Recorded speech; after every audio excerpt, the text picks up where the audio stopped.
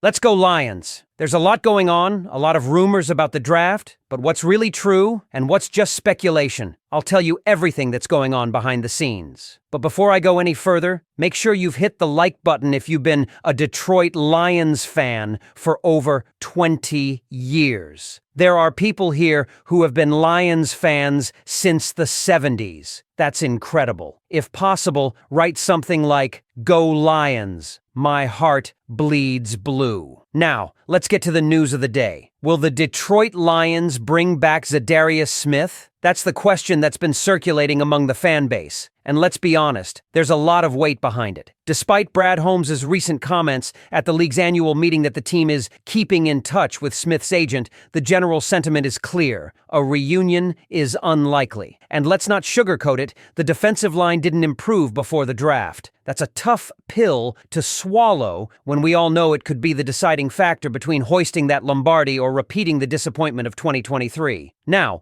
Holmes has earned plenty of praise during his tenure, but he's not above criticism, especially when it comes to the D-line. He's prioritized the secondary heavily, and you can see that in the way resources have been allocated. But that front, that defensive line, it still has holes, and Holmes has been slow to address them. Let's back up a bit. The Lions traded for Zadarius Smith at the trade deadline last season. The guy showed up and made an immediate impact. 4 sacks, leading the team in pressures in just a handful of games. And yet, out of the blue, he was cut in the postseason, before free agency even opened. Holmes explained the move by citing salary issues. "We just weren't in a position to really keep him at a salary," he told Detroit News. But fans are right to ask, didn't we already know what his salary was when we traded for him? That's the kicker. That trade, in hindsight, feels like a rental, and not one the team was ever really committed to long-term. It's possible that the front office tried to renegotiate before cutting him,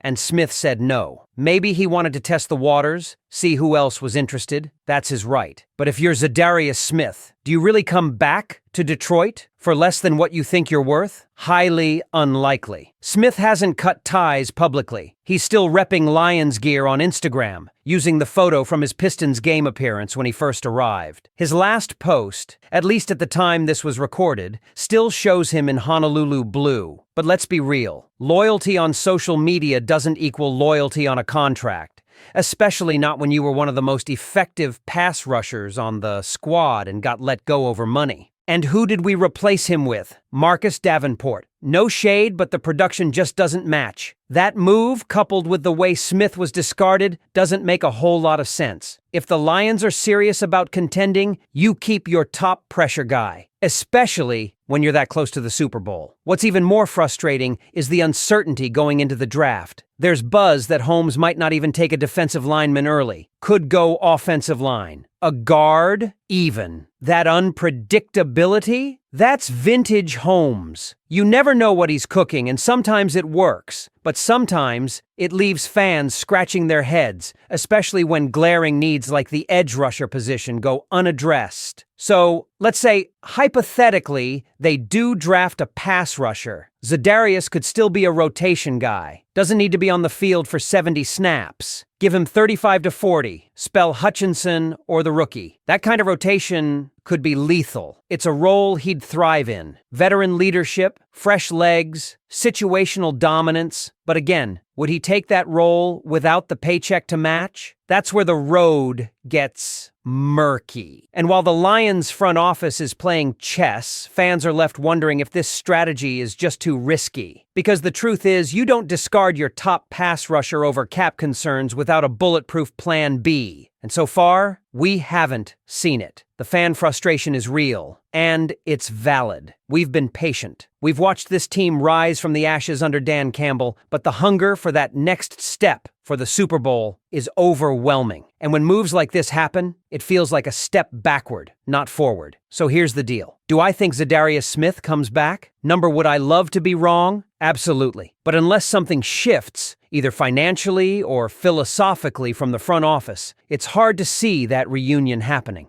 But now, I want to know what you think. Was cutting Zadarius Smith the right move? Do you think the Lions front office has a master plan we just can't see yet? Or did we fumble a key piece in our run toward the Super Bowl? Drop your thoughts in the comments and let's talk it out. And let's stay with this for a second, because when we talk about the emotional toll of being a Detroit Lions fan, it's not just lip service. It's real. That same passion that fuels every cheer inside Ford Field is the same fire that makes moments like this feel like gut punches. When you watch a guy like Zadarius Smith walk in midseason, instantly make an impact, energize the defense, and then get cast aside before free agency, that doesn't just frustrate, it stings. Because it's not just about stats. It's about building something sustainable, something that feels like it's growing, not resetting every few months. And Smith's impact wasn't a fluke, for sacks and limited snaps, leading the team in pressures. His presence didn't just show up on the stat sheet, it was felt in every offensive scheme that had to shift to account for him. That's value, that's leverage. And from his perspective, why would you come back on a discount to a team that already showed they weren't willing to meet you at your worth? Let's also talk about culture, because that's been a huge part of what Dan Campbell and Brad Holmes have built here. Grit, resilience, accountability, all those values that Lions fans wear like armor every Sunday. But that culture isn't just about attitude, it's about decision-making too. It's about treating your warriors like they matter. And whether it was a financial necessity or a calculated gamble, cutting a guy like Smith sends a message. And fans picked up on it. Now, some might argue, it's just business. NFL rosters turn over all the time. Cap space is a puzzle every GM has to solve. But this isn't Madden. This is a real locker room with real chemistry. And when you start removing high-performing, vocal vets, especially one who clicked with the team and city like Zadarius, it risks creating a ripple effect. That's why fans are so plugged into these moves. Because they know, deep down, that a few missteps can mean the difference between a championship run and a what-if season. Then there's the looming draft, less than 3 weeks away. Fans are watching closely. Will Holmes take the obvious route and grab an edge rusher early? Or will he zig while everyone else zags? There's chatter he might go O-line. And hey, shoring up the trenches is never a bad move. But when your pass rush was already middle of the pack and you just cut your most productive guy, it's hard to justify not making that position a top priority. And here's the truth, Zadarius Smith could still be a solution. He doesn't have to be the guy, but he could be part of the mix. You bring in a young stud via the draft, rotate him with Smith and Hutch, keep everyone fresh and explosive. That's a nightmare for offenses. That's a win-now move. But it only works if the front office values what Smith brings, and values it enough to put dollars behind it. Look, none of us have the playbook Holmes is working from. Maybe there's a masterstroke coming. Maybe there's a trade brewing or a first-round shocker that addresses the hole up front. But until then, fans are left connecting the dots. And right now, the picture is cloudy. Meanwhile, Smith still hasn't signed anywhere else. There was a report from SI predicting he could land with the Colts. That's plausible. But until pen hits paper, Detroit remains a possibility. A long shot, sure, but not impossible. Especially if the market doesn't meet Smith's asking price and he sees a chance to run it back with a hungry team on the brink. Because let's not forget, this team is on the brink. That NFC championship loss still burns. You could feel the weight of it on every fan, every player, every coach.